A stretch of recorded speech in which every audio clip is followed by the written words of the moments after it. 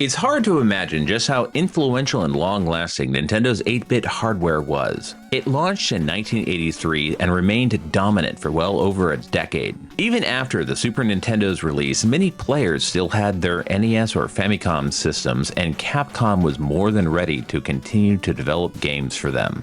Final Fight was a huge arcade hit, and one of the first games for the Super Nintendo/Super Famicom.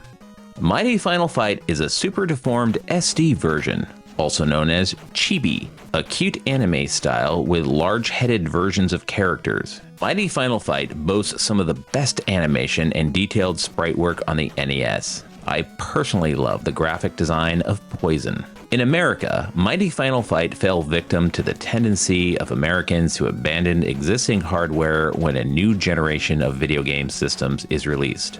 As a result, some truly great NES games had a very limited print run at the end of the NES system's lifespan. Mighty Final Fight is incredibly expensive in the US, but thankfully the Japanese version is much easier to acquire.